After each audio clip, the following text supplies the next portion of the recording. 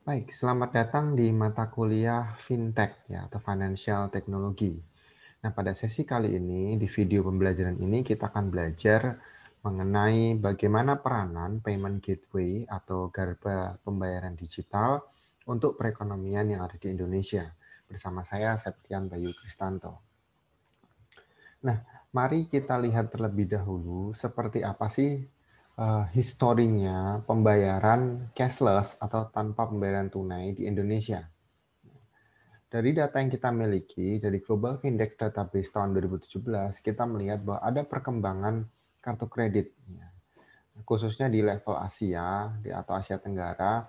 Di sini kita lihat bahwa kredit card cukup subur atau cukup banyak berkembang di negara-negara Singapura dan Malaysia serta Thailand. Sedangkan di Indonesia seperti Vietnam dan Filipina kita masih kurang lebih sama ya, sekitar 2%. Karena masih banyak mengandalkan bank account atau pembayaran lewat bank ataupun transaksi-transaksi lain yang bisa langsung berkaitan dengan bank. Nah, dimulai dengan data tersebut, maka Kementerian Koperasi dan UKM ya atau KUKM bekerja sama dengan Google untuk mengadakan pelatihan terkait dengan pembayaran digital. Nah, apa dampaknya dan apa efeknya? Mari kita lihat. Ya. Tapi sebelum itu, kita akan belajar dulu seperti apa yang dinamakan dengan payment gateway atau garba pembayaran digital. Nah, ini adalah skema dari payment gateway. Ya. Diawali dari adanya transaksi yang terjadi antara customer dengan merchant store atau merchant business. Kemudian transaksi tersebut akan disimpan melalui internet atau cloud ya.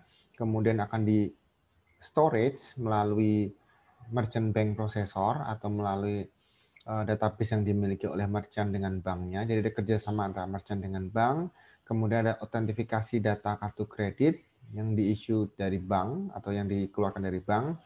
Kemudian tersebut akan kembali lagi untuk melakukan verifikasi, baik dari sisi kredit card-nya, kemudian merchant store-nya, sampai kembali ke customer. Jadi pada saat Anda gesek kartu kredit gitu kan, tunggu saat input data sampai keluar struk pembayaran, di situ artinya data sudah kembali lagi sampai ke langkah ke-8. Baru langkah terakhir 9 adalah laporan atau informasi kepada merchant banknya atau bank penyedia kartu kredit tersebut. Itu adalah skema payment gateway yang ada di Indonesia. Contohnya seperti apa? Nah, kita lihat di sini ada Tokopedia. Itu kan bisa langsung ya, mereka punya banyak bank account yang terkait atau yang berkaitan dengan payment gateway-nya mereka. Contoh misalkan ada BCA, Mandiri, BNI, BRI gitu ya. Ada juga pakai pembayaran instan, misalnya klik BCA, BCA Klik Pay, Mandiri Klik Pay gitu ya. Pakai kartu kredit bisa atau pakai gerai retailer, misalnya Indomaret, Alfamart, kantor pos, sampai ke JNE. Selain Tokopedia ada apa lagi? Cukup banyak ya. Jadi ada KCI, ada Sepulsa, ada EasyPay dan berbagai macam. Ini semua adalah menu payment gateway yang saat ini tersedia untuk kita di Indonesia. Tinggal kita mau pilih mana yang kita percaya dan mana yang kita rasa mudah untuk kita gunakan. Lalu bagaimana peranan dari payment gateway tersebut ke perekonomian Indonesia ya? Nah, ini adalah data transaksi e-commerce di Indonesia. Kalau kita lihat dari 2014 ke 2016 terdapat perkembangan ya. Tapi dari 2016 ke 2020 bisa kita lihat perkembangannya sangat signifikan ya. Naiknya cukup tinggi. Ini artinya transaksi e-commerce sudah bertumbuh pesat di Indonesia. Sehingga kalau kita membuat estimasi dari economic of scale-nya dari tahun 2016 sebagai benchmark gitu ya, sampai ke tahun 2025 pertumbuhan e-commerce itu akan jauh lebih besar dibandingkan travel, akomodasi maupun periklanan.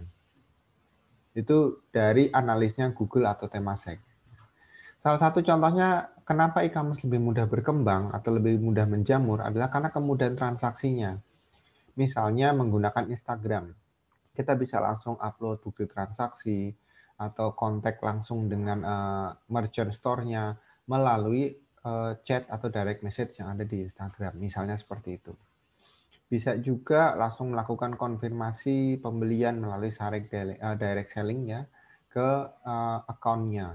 Atau ada juga toko-toko yang mau membuatkan toko online-nya, misalkan contohnya di Jarvis Store, itu contohnya saja gitu. Tapi banyak sekali toko online yang bisa berkembang karena kemudahan dari transaksi cloud yang dimiliki saat ini. Ini perbedaan model pembayaran payment gateway yang ada di Indonesia ya. Aino, mungkin ada yang belum banyak mengenal sebenarnya. Aino ini adalah payment gateway untuk skala kecil yang bisa kita lakukan di jalan raya. Ya, Aino ini bisa berkolaborasi dengan jasa marga maupun jalan tol. Jadi pembayarannya menggunakan merchant-nya dari si Aino atau payment solution yang disediakan oleh si Aino. Yang kedua, ini cukup banyak kita temui, yaitu adalah cashless. Cashless ini bisa dipakai oleh small shop atau usaha kecil. Kalau sudah menengah ke atas, dia pakainya mid-trans.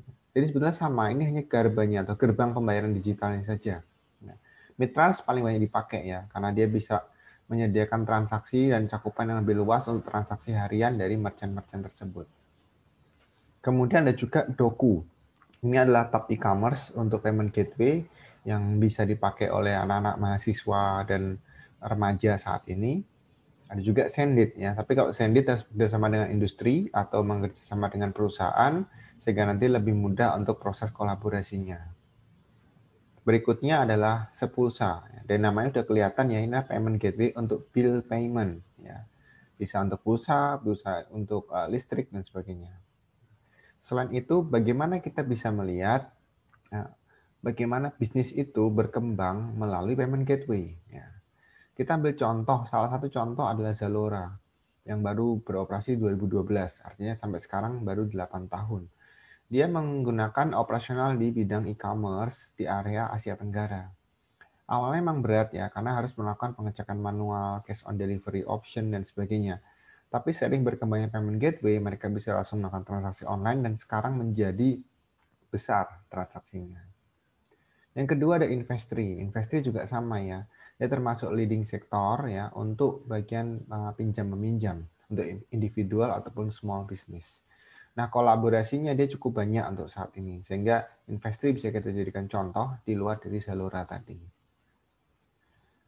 Lalu bagaimana keamanan payment gateway di Indonesia? Perkembangannya seperti apa untuk aturan? Sebetulnya pergerakan mengenai cashless sendiri itu muncul tahun 2014 atau belum lama ya, sekitar 6 tahun. Tapi perkembangan direspon dengan baik oleh Otoritas Jasa Keuangan dan Bank Indonesia. Ya.